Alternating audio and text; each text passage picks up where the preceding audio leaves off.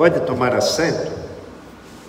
Vamos estudar a nossa primeira lição desse ano de 2022, a autoridade da Bíblia. A autoridade da Bíblia. Todas as 13 lições, tudo sobre a Bíblia. Lição número 1, 2 de janeiro de 2022. A autoridade da Bíblia. Vamos ler o texto áureo. Salmo 119, 1. Bem-aventurado os que trilham caminhos retos e andam na lei do Senhor. A verdade prática diz assim: a Bíblia Sagrada é a autoridade final da nossa regra de fé e prática. A leitura bíblica em classe está no Salmo 119, de 1 a 8. Salmo 119, de 1 a 8. A leitura bíblica em classe. Vamos ler. Bem-aventurados os que trilham caminhos retos e andam na lei do Senhor. Bem-aventurados que guardam os teus testemunhos e o buscam de todo o coração, e não praticam iniquidade, mas andam em seus caminhos. Tu ordenaste os teus mandamentos para que diligentemente os observássemos. Tomara que os meus caminhos sejam dirigidos de tal maneira a poder eu observar os teus estatutos.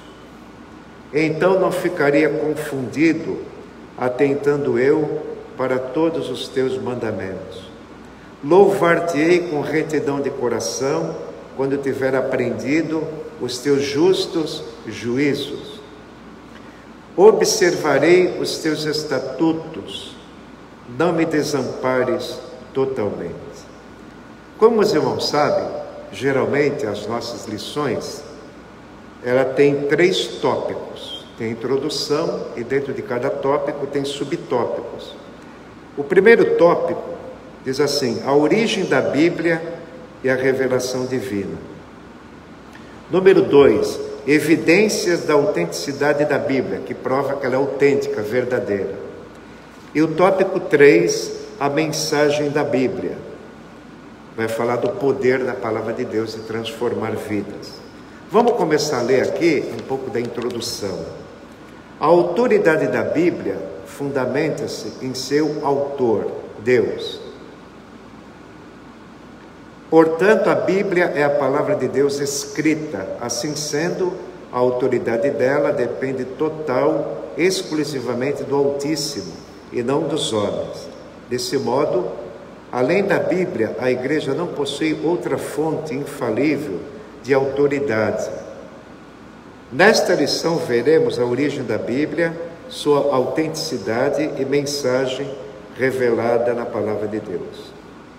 Então, a origem da Bíblia é o próprio Deus. Ele é o autor da Bíblia. Ele inspirou homens a escrever, 40 autores. Pedro, na sua segunda carta, diz que a profecia, a palavra, não é de particular interpretação. Ninguém pode interpretar a Bíblia como quer, ela não tem várias interpretações. Então a origem, o autor é o próprio Deus, que usou esses homens, 40 homens, em lugares diferentes, situações diferentes, para escrever a Bíblia, o sopro do Espírito Santo, a inspiração. Deus soprou nos escritores bíblicos e o próprio autor é o próprio Deus. Aqui no tópico 1, a origem da Bíblia e a revelação divina. Aqui já citei. Paulo corrobora que a mensagem bíblica veio do alto. Toda a Escritura é útil, é divinamente inspirada para corrigir, para ensinar e para consolar. Toda a Escritura. Então o Antigo Testamento é Escritura, o Novo Testamento é Escritura, é uma só unidade de pensamento, toda a palavra de Deus é reta, uma só harmonia. A Bíblia não é um quebra-cabeças, ela tem uma unidade, composta de livros, que o próprio Deus inspirou. Aqui no tópico primeiro, subtópico primeiro, origem da Bíblia, estamos lendo aqui, continuando. E também os apóstolos ensinam que a Bíblia foi escrita por homens, porém sobre a inspiração e supervisão divina. Esse texto aqui de 1 Coríntios 2,13, Paulo escreve aos Coríntios: não falamos palavras de sabedoria humana, mas falamos palavras que o Espírito Santo ensina, comparando coisas espirituais com as espirituais. Por isso que o homem natural, o homem comum, que não é crente, ele não tem o seu entendimento iluminado, sua mente cristã, divina, uma mente iluminada pelo Espírito Santo, ele não pode entender a razão pela qual a Bíblia foi escrita, ele não entende o amor de Deus, que a Bíblia foi escrita mostrando o amor de Deus para com a humanidade. Então o homem natural, ele não pode compreender as coisas espirituais, porque as coisas espirituais se discernem espiritualmente. Agora, a Bíblia não dispensa o crescimento do conhecimento, do saber. As pessoas que aceitam a Cristo, que vêm a Cristo, às vezes são pessoas cultas, mas ao aceitar Jesus, são bebês em Cristo, e começam a se alimentar das primeiras palavras da Bíblia, começa o Espírito Santo a atuar e dar o crescimento na fé, o crescimento espiritual, tanto para cultos como incultos. Então, na caminhada cristã, é importante que o crente não se acomode do conhecimento bíblico. Os irmãos já ouviram falar, muitos irmãos com pouca experiência, dizer que a letra mata. O que eu já ouvi dizer? O que é isso, a letra mata? É a lei de Moisés que condena o pecado, mas aponta para a graça que cura do pecado. A lei nós não podemos cumprir, nós quebramos todas as leis de Deus. Por isso que Deus mandou seu Filho para cumprir a lei. Está lá em Mateus 5,17. Então, a letra mata significa a lei de Deus condena o pecador, porque a lei não pode salvar, porque o homem tem uma natureza fraca, pecaminosa, e é impossível cumprir essa lei. Veio Jesus e cumpriu, e morreu por nós. Portanto, as Escrituras são a revelação que Deus fez de si mesmo. Dessa maneira, por ter a sua mensagem em Deus, a Bíblia é portadora de autoridade. E por isso constitui-se em única regra infalível de fé. Em João 10:35, se o irmão quiser anotar textos, está escrito assim: a Escritura não pode falhar. Repita: a Escritura não pode falhar. Foi Jesus que disse aos judeus, em João 10:35. Mas não está aqui na lição. A palavra de Deus é infalível, ela não falha. Uma regra infalível de fé e prática para a vida e o caráter cristão. A palavra de Deus é tão viva que ela muda o caráter do homem. Ela muda o pensamento, ela tem poder. Nossa declaração de fé professa que a Bíblia Sagrada é a palavra de Deus, única revelação divinamente escrita, dada pelo Espírito Santo para a humanidade. Bom, a origem da Bíblia é Deus, Ele é o próprio autor. E quais são as revelações que Deus se revela ao homem? Revelação geral, assim como Deus se faz conhecer por meio da história, do universo e da natureza humana. Por exemplo,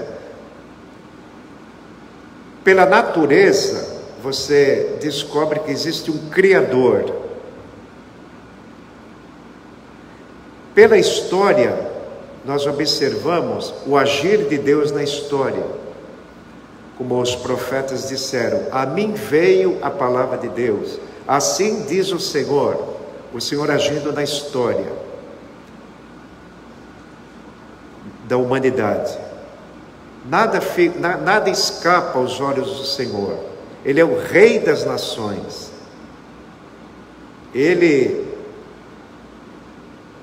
Davi fez uma oração assim: Senhor, Deus dos exércitos, Deus de Israel, desperta para visitar todas as nações. É um salmo que fala que Deus rege, domina na história das nações. Aleluia. No universo, as leis do universo são imutáveis.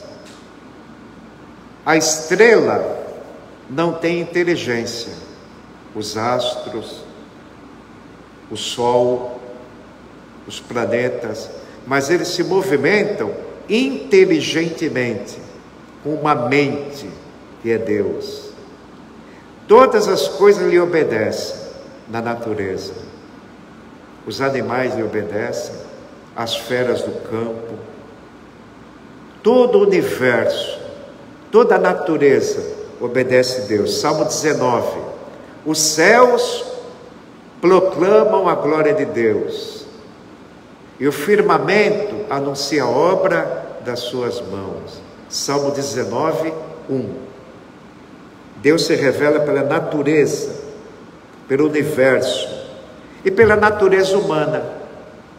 A noção do certo e errado, a consciência prova que nós fomos criados à imagem e semelhança de Deus. Os animais não. Os animais agem por instinto e não pelo raciocínio. Tanto é que Pedro, na sua epístola, fala que o homem sem Deus, sem Cristo, ele se corrompe como os animais irracionais. Como animais irracionais se corrompem. Olha que situação, a corrupção espiritual do homem sem Deus. Na história, Deus se revela pela sua soberania. Ele é soberano. O que é soberano? Está acima de todos. De todos. Não de tudo. Deus é transcendental. Está acima de tudo. Soberano, acima de todos. Deus se revela pela sua soberania. Ele controla o curso dos acontecimentos. Então isso deve nos alegrar, nos animar. Mesmo quando você escapa do seu controle certas coisas, isso não é tirando de lado a nossa responsabilidade de vigiar, de cultivar a espiritualidade. Mas Ele controla o curso dos acontecimentos. Nós não temos esse controle. O mínimo que podemos fazer é oração. E a oração muda o curso da natureza também. A oração de Josué, o sol parou.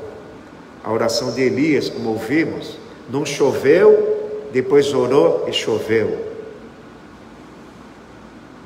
Ele remove e estabelece governos e nada acontece fora da sua vontade. Daniel 2:21 está escrito, ele tira rei e coloca rei.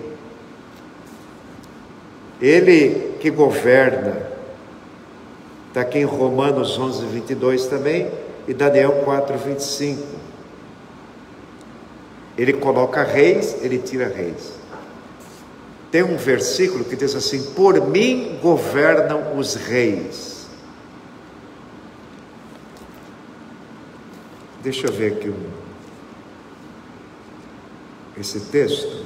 Por mim governam os reis.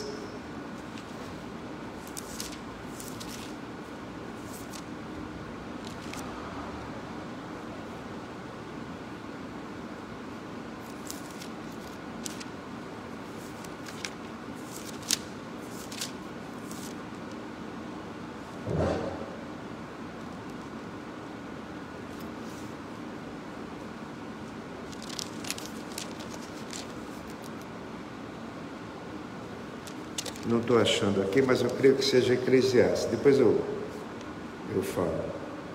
Bom, B. Subtópico B do tópico primeiro. A revelação divina no universo. Deus se manifesta pelo seu poder nas coisas criadas, o céu, a terra, o mar e tudo quanto há neles. C. No ser humano, criado à imagem e semelhança divina, a natureza moral da humanidade. O homem é um ser moral. O que quer dizer isso? Ele tem a capacitação de Deus de escolher. Pecar é uma escolha. Não pecar é uma escolha. Então nós temos a capacidade de escolher. Temos uma natureza moral. Embora de maneira inadequada por causa do pecado, revela o caráter moral de Deus. Aqui em Efésios 4:24 tem uma referência. Gostaria de citar. Paulo escreve em Efésios 4:22 que tanto quanto ao trato passado, a vida nossa passada, vos despi do velho homem que se corrompe pelas concupiscências do engano. E aqui em Efésios 4:24 está escrito assim: revesti-vos, repita, revesti-vos do novo homem, através da santidade e da justiça. Justiça e santidade são características do novo homem. A justiça de Cristo, a santidade de Cristo. Nada em nós. Separado de Cristo, nada temos. Ligado nele, damos fruto.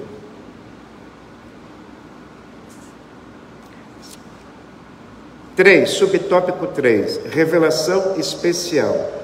Se por um lado a revelação geral denuncia a culpa humana em rejeitar o conhecimento acerca de Deus, a revelação especial oferece redenção para os perdidos pecadores.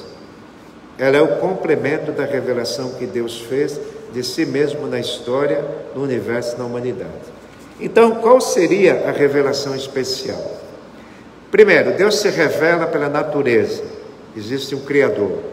Deus se revela pela consciência, o bem e o mal.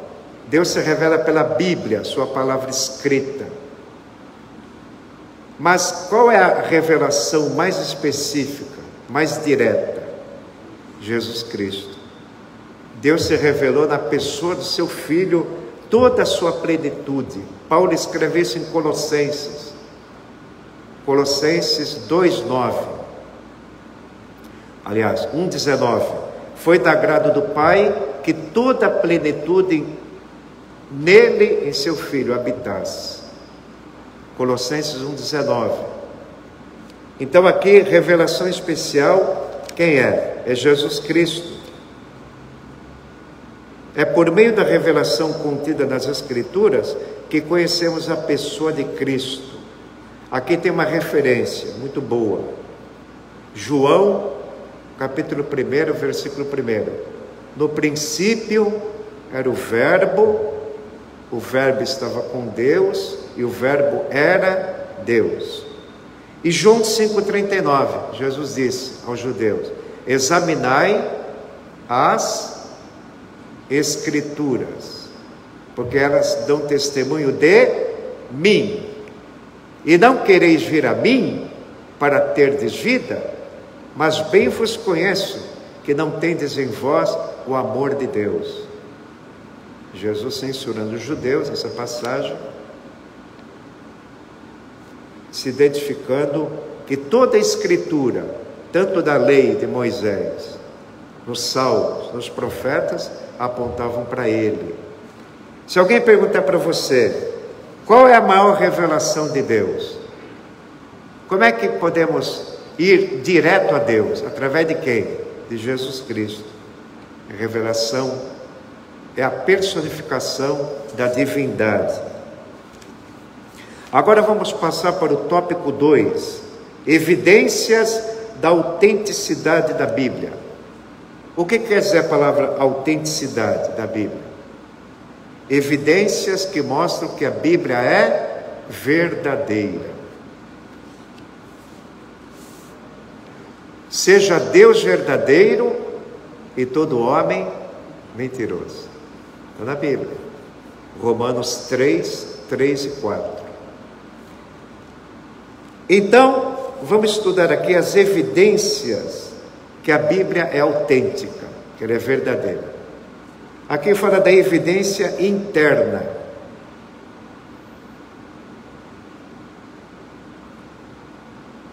Qual é a primeira evidência interna que a Bíblia é verdadeira? A sua unidade. Unidade de pensamento. Os livros que foram escritos no período de 1600 anos, escrito no hebraico, Antigo Testamento, grego no Novo Testamento e algumas palavras persas no Antigo Testamento, no livro de Daniel, e também o aramaico. Hebraico, persa, aramaico e grego. Repita: hebraico, persa, aramaico e grego. Então, isso aqui, que nós estamos vendo aqui, foi escrita no espaço de 1600 anos. Por exemplo, desde Moisés até João o apóstolo, 1600 anos. A Bíblia foi escrita nesse período por pessoas diferentes, de culturas diferentes. Por exemplo, João ouviu falar de Moisés, sim ou não? Moisés nunca soube quem é João. Isaías nunca viu Paulo, mas Paulo cita Isaías no Novo Testamento. Então essa unidade bíblica, essa unidade é uma evidência que a Bíblia é autêntica, verdadeira. A mente de Deus, o sopro de Deus, a inspiração estava neles. Olha aqui, ó. 40 pessoas de diferentes classes sociais. Reis, como Davi e Salomão, homem do campo, como Amós, profeta, pescadores, como Pedro, João, teólogo, como Paulo, muitas profissões diferentes, classes sociais, lugares diferentes, circunstâncias diferentes. Isaías escreveu do palácio do rei Uzias, mas Paulo na prisão de Roma. Situações, circunstâncias diferentes. Então isso prova que a Bíblia é autêntica, essa evidência interna. Ainda tem aqui. Apesar de todas as implicações internas, o conteúdo bíblico é consistente. Tudo alimenta, tudo é produtivo, tudo é forte na Bíblia. Martinho Lutero tem uma frase que ele diz: nada existe do homem na Bíblia. Tudo é consistente, seus escritos se harmonizam, formando em todo, sem qualquer contradição. Aqui tem um salmo. Salmo 18:30. O caminho de Deus é perfeito. A sua palavra provada, refinada. E tem o Salmo 33:4. Toda a palavra de Deus é reta. Uma linha só de pensamento. Martinho Lutero disse outra frase: leia o Salmo 119 e trace uma linha reta até a cruz. São frases, né? Mas é verdade. Subtópico B do tópico 2. Nós estamos falando da evidência que a Bíblia é verdadeira. Ação do Espírito Santo. Por meio da leitura da Bíblia é possível ouvir a voz de Deus. Você escuta a voz de Deus lendo a Bíblia? Lendo bem devagarzinho? Às vezes você está angustiado, está passando algum problema, e Deus pode lembrar uma passagem, pode lembrar um versículo, pode vir em forma de louvor, uma mensagem cantada. De qualquer forma, o Espírito Santo age para edificar o crente e fortalecê-lo. Por meio da leitura, é possível ver a voz de Deus agindo como uma espada, penetrante até a alma e o espírito. Está em Hebreus 4:12. Toda a palavra de Deus é viva e eficaz e penetrante mais do que espada.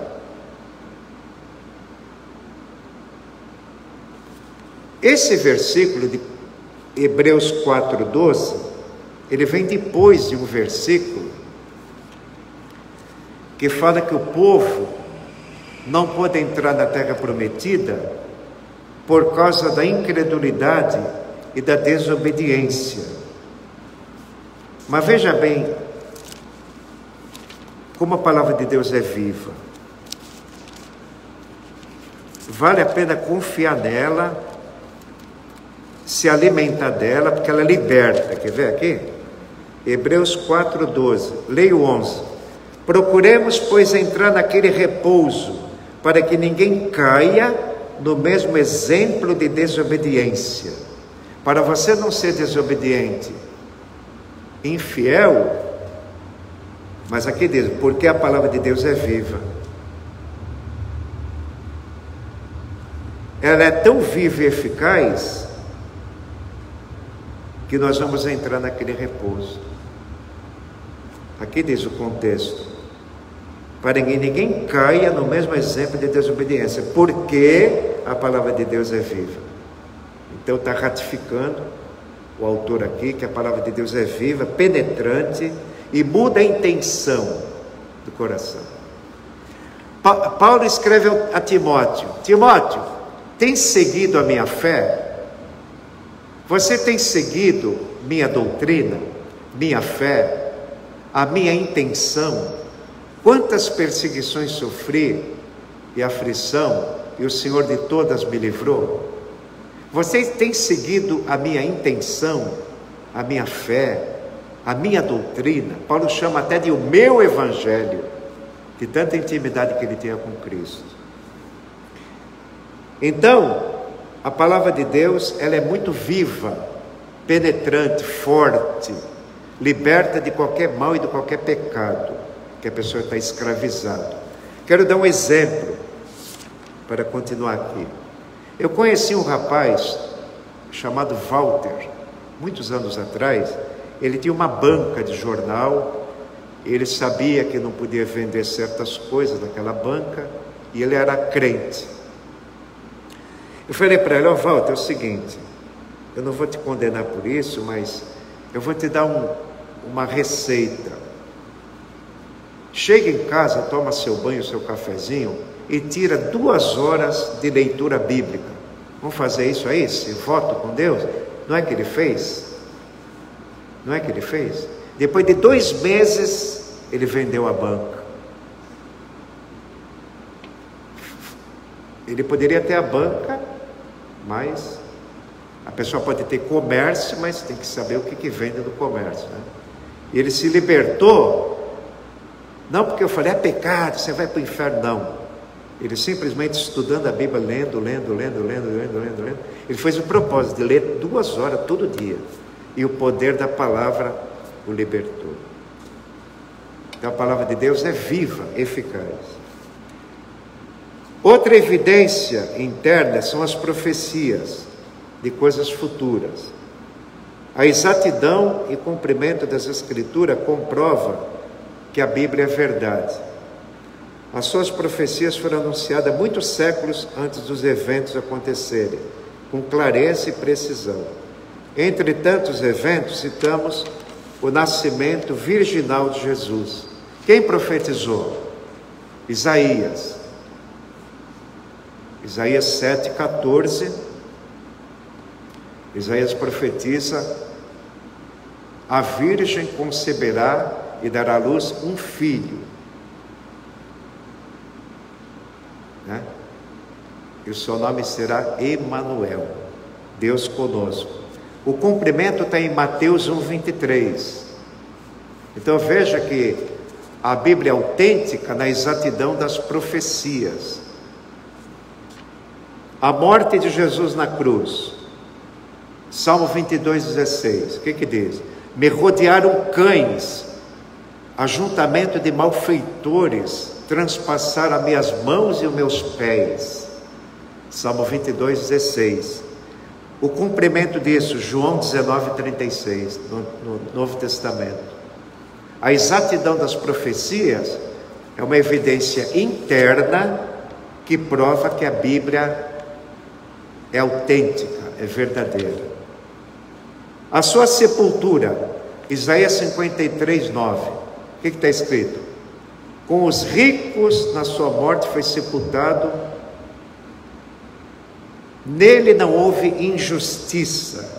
E se cumpriu isso em Mateus 27, de 57 a 60. A sua ressurreição, Salmo 16:10, não permitirá que o teu santo, com S maiúsculo, não permitirá que o teu santo veja a corrupção. Então esse Salmo 16:10 é uma profecia de Davi falando da ressurreição em Mateus 28:6, cumprimento da profecia. Salmo 16:10 e o cumprimento Mateus 28:6. Agora vamos ver aqui um pouquinho da evidência externa que a Bíblia é verdadeira. Compreendendo-se como evidência externa aquelas em que os acontecimentos narrados nas Escrituras são também ratificados por outras fontes históricas. Por vezes essas comprovações se identificam e se fundem dos conceitos de inerrância, isto é, a Bíblia não contém erros. Nessa direção, tanto o registro da história das nações, as descobertas arqueológicas e os pressupostos da ciência apontam para a autenticidade da palavra de Deus. Evidências externas, ciência, arqueologia, tudo prova que a Bíblia é verdadeira. A Terra é redonda ou quadrada? Comprovou que é redonda, né? Está em Jó 26:7. Deus se assenta sobre o globo da terra. Isaías 40:22. Então os acontecimentos, as descobertas arqueológicas, os arqueólogos que escavam e descobrem antigas civilizações, antigas cidades, comprovam que a Bíblia é verdadeira. Em 1947, uma grande descoberta. Um beduíno do deserto, um homem do deserto, saiu procurando a sua cabra, percorrendo aqueles desertos, aquelas cavernas. De repente ele encontra uma caverna escura e, com medo de entrar, chama um amigo e começa a jogar pedra lá para dentro da caverna, que só tinha cobra, hiena, animais do deserto. Ele começa a tirar pedra lá dentro, escuta um barulho, clim! Um grande vaso cai no chão. Eles, com muito cuidado, vão entrando e descobre pergaminhos, rolos antigos, escritos de Isaías, no original. Depois de mais de 2000 anos, ali dentro do vaso, colocado manuscritos, dentro daquele enorme vaso, que ele, sem querer, jogou pedra e quebrou o vaso, dentro da caverna. Eles não sabiam o valor daquilo. Os pesquisadores do mundo todo foram lá, arqueólogos, ingleses, franceses, americanos, e começaram a fazer pesquisa daquilo. Se descobriu uma grande evidência externa que a Bíblia é a palavra de Deus, é autêntica, é verdadeira, através da arqueologia, os que se descobrem as grandes civilizações antigas, os escritos egípcios de papiro, pergaminho, na cidade de Pérgamo, escritos antigos, antes da Bíblia ser formada em forma de livro, ela era lida por pergaminho. Já pensou, vamos para a igreja? Vamos. 33 pergaminhos aqui, 33 aqui. Vamos para a igreja? Vou abrir o pergaminho de Jeremias. Tem que escolher aqui.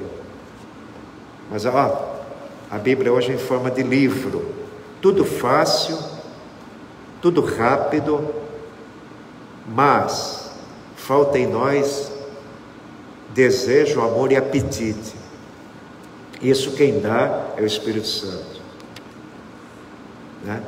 Nos santificar por essa palavra, amar essa palavra, ter prazer de comunicar essa palavra, porque ela é autêntica, verdadeira. Então, tanto as suas evidências internas, o Espírito Santo falando em nós, as profecias, como as evidências externas, a ciência e a arqueologia. Tudo que a ciência está descobrindo agora, já estava na Bíblia. A Bíblia já dizia, né? E Daniel escreve, 12, verso 4. No fim dos tempos, a ciência se multiplicará. Mas não pega o cristão de surpresa, porque o cristão já sabia. Então vamos aqui para a parte 3, a mensagem da Bíblia. O que lemos hoje? Vamos recapitulando. Tópico 1, origem da Bíblia, Deus, a revelação pela história. Deus é o rei das nações, governa tudo, o universo, e o ser humano que tem consciência, e a revelação especial, Jesus. O tópico 2, as evidências. Quais são as evidências que a Bíblia é verdadeira? Evidências internas, que é o Espírito Santo agindo em nós, as profecias, a unidade dos livros, eles se harmonizam num só livro. Essa é uma evidência interna que a Bíblia é autêntica, verdadeira. E as evidências externas, que é a ciência, né? E as descobertas arqueológicas. A medicina hoje, que está muito avançada, tudo isso mostra coisas que a Bíblia é verdadeira. Vamos para a última parte, 3, a mensagem da Bíblia. Subtópico 1, a supremacia da Bíblia. A expressão latina sola escritura confirma que somente a Bíblia é regra infalível e autoridade final em matéria de fé e prática. Nossa declaração de fé professa que a Bíblia fornece conhecimento essencial e indispensável à nossa comunhão com Deus e com o próximo. Não podemos tirar nem acrescentar nada. O conteúdo da Bíblia é essencial para o homem ter comunhão com Deus e com o próximo. Tudo que o homem tem que saber está na Bíblia, que não é mistério. A Bíblia é uma revelação. Está em Apocalipse 1:1. A Bíblia é uma revelação de Deus à humanidade. Há coisas que Deus não revelou, lá em Deuteronômio 29:29. Marque esse texto. As coisas encobertas são para Deus, mas as reveladas são para nós. Há coisas que o homem pode saber porque Deus revelou. E Paulo escreve em Romanos 15:4. Anote. Tudo que antes foi escrito no Antigo Testamento, para o nosso ensino foi escrito, para que pela consolação das Escrituras, tudo que está escrito, tenhamos esperança. Romanos 15, verso 4. Assim sendo, estou lendo aqui o tópico 3, subtópico 1.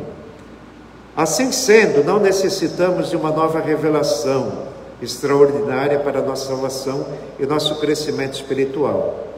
Significa que todas as doutrinas necessárias para a salvação já nos foram transmitidas pelas Escrituras, e nenhuma tradição humana pode acrescentar ou tirar. Está em Apocalipse 22, 18 e 19.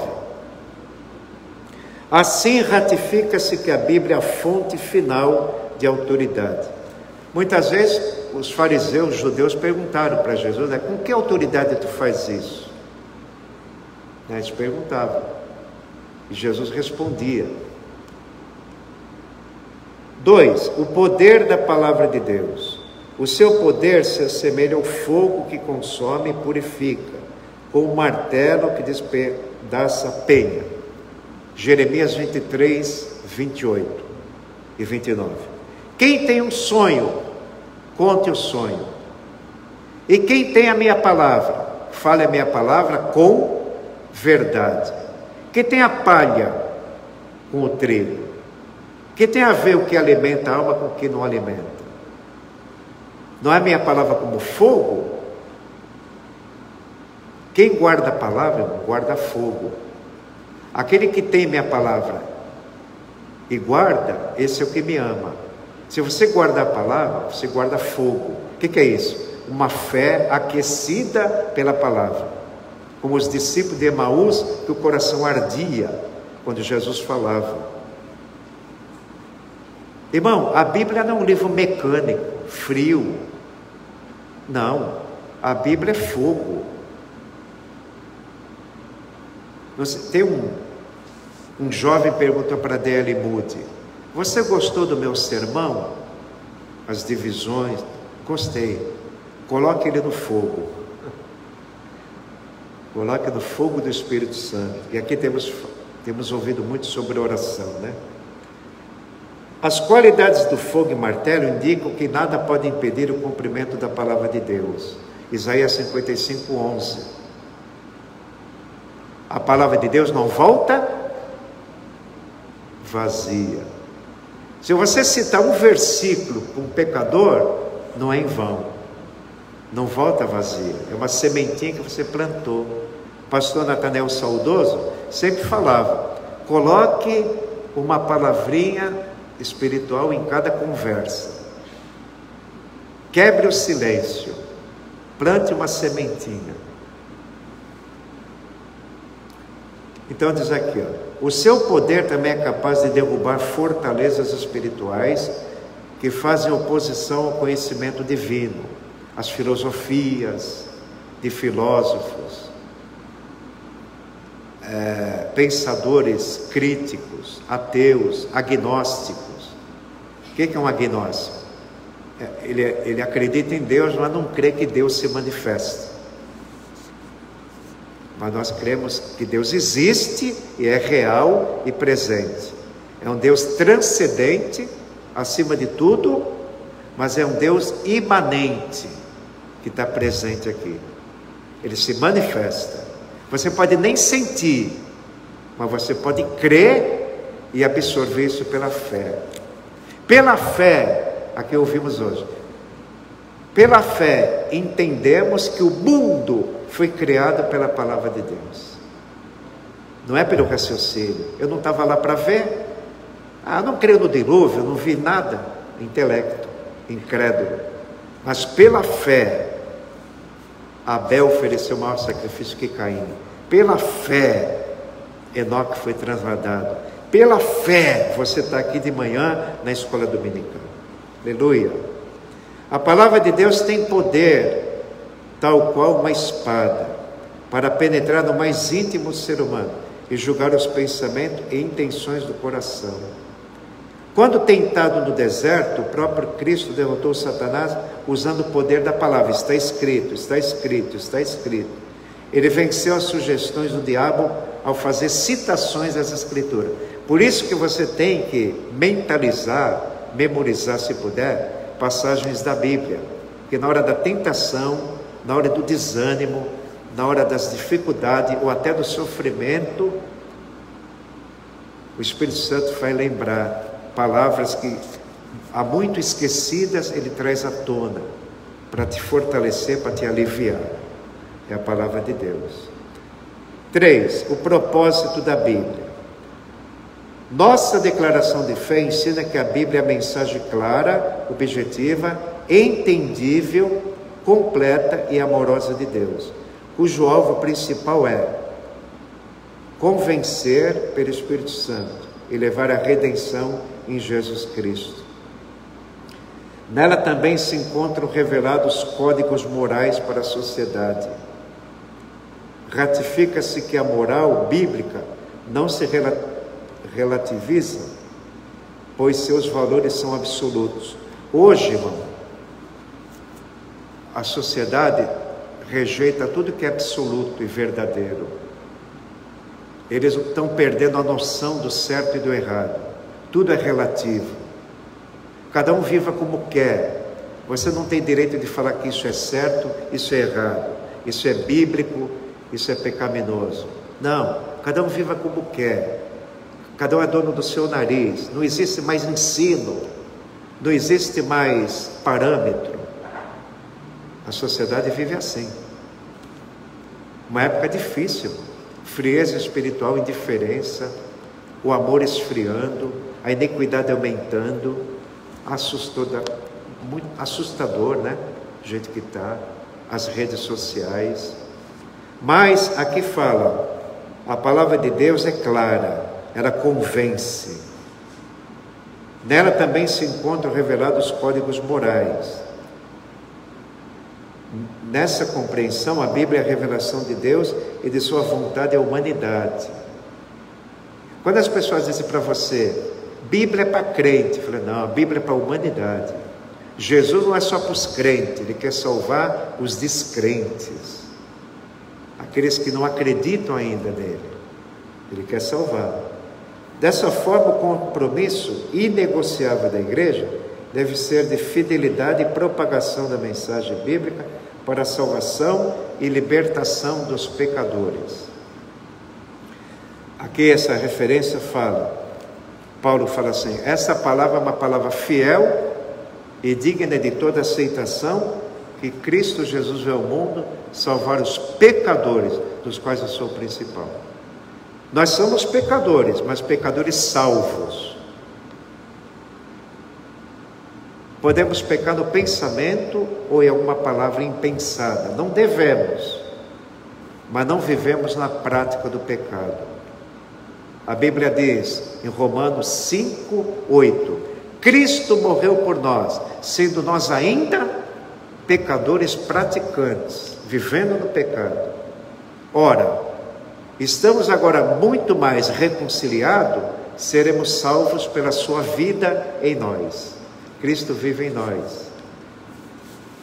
Você pode até nem sentir de ser tão fraco e frágil, mas Ele vive em você. Ele vive no crente de último banco, mas não vive no incrédulo, que insulta ele para fora. Conclusão, as Escrituras são de origem divina. O autor é Deus, o autor da Bíblia. A origem é Deus. Deus se deu a conhecer por meio da história, do universo, da humanidade e de Cristo e das Escrituras. São as revelações. A autenticidade da Bíblia, que prova que ela é verdadeira, nas evidências internas e externas. Quais são as internas? O Espírito Santo agindo em nós, né? A unidade da Bíblia e as profecias. E as evidências externas? A ciência, a história e a arqueologia. A palavra de Deus é nossa autoridade final de fé e prática. Esse teólogo já faleceu há pouco tempo, acho que faz uns 2 anos. Antônio Gilberto escreveu, o autor da Bíblia é Deus, o seu real intérprete é o Espírito Santo, o seu tema central é Jesus Cristo. Amém? Vamos orar e cantar um hino. Senhor, te agradecemos pelo que ouvimos da autoridade das tuas palavras. A tua palavra criou todas as coisas, diz o Salmo 33. Temam todos os moradores do mundo, porque o Senhor mandou e tudo apareceu. O Senhor falou e tudo foi feito. No Salmo 33, uma palavra criadora, o Senhor nos criou para a tua glória, diz Isaías. Senhor, que esses ensinos possam mexer na nossa alma e que possamos ser mais frutíferos e mais produtivos na tua obra, em nome de Jesus. Amém.